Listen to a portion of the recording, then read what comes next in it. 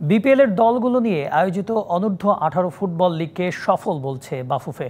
Federation সহ সভাপতি ও development কমিটির চেয়ারম্যান আতাউর রহমান ভূঁইয়া মানিক জানান, বিভিন্ন ক্লাবে বাফুফে এলিট একাডেমির ফুটবলারদের চাহিদা বাড়ছে।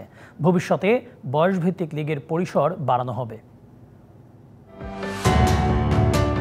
অনূর্ধ্ব-18 লিগের মধ্য দিয়ে শেষ হতে যাচ্ছে আরেকটি পেশাদার ফুটবল মৌসুম। বয়সভিত্তিক এই লিগে এবার অংশ নিয়েছিল 9টি দল। সাম্প্রতিক অস্থিরতায় খেলা স্থগিত না হলে এতদিনে শেষ হতো আসর। রহমতগঞ্জ বাদে বাকি দলগুলোর একটি করে খেলা বাকি থাকলেও ইতিমধ্যে নির্ধারিত হয়ে গেছে শিরোপা। লিগের চ্যাম্পিয়ন হয়েছে আবাহনী আর runners up Fortis FC. Bafufe কর্তারা বলছেন, দল কমলেও মান বেড়েছে বয়সভিত্তিক লিগের, যা পাইপলাইন সমৃদ্ধ করবে ফুটবলের। দেশের একদম বড় বড় ক্লাবগুলো, বসুন্ধরা, আবাহনী, সব ক্লাব আমাদের প্লেয়ার নিয়েছে।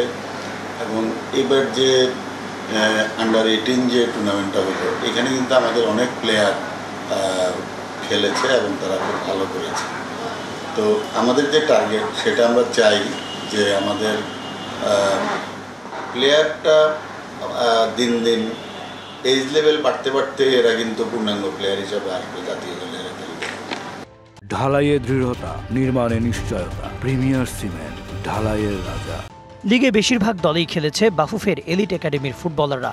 এছাড়া ফেডারেশনে নিবন্ধিত দেশব্যাপী বিভিন্ন একাডেমির ফুটবলাররা খেলেছেন লিগে। ডেভেলপমেন্ট কমিটির আশা, সামনের আসরগুলোতে দল আরও বাড়বে, আরও বেশি ফুটবলার পাবে বয়সভিত্তিক দলগুলো। আমি মনে করি যে আমাদের তো এটার আউটপুট আমরা পাচ্ছি, তো আমরা শুরু করে দিয়ে গেলাম। আগামীতে যারা আসবে তারা হয়তো আরও ভালো কিছু করবে, তারা হয়তো আরও বড় পরিসরে করার প্ল্যানিং করবে। ইতিমধ্যে 3টি বিভাগে বাফুফে একাডেমি চালু করার উদ্যোগ নিয়েছে ডেভেলপমেন্ট কমিটি, যার কার্যক্রম শুরু হবে আগস্টে। Kanak Mahmud, DBC news, Dhaka.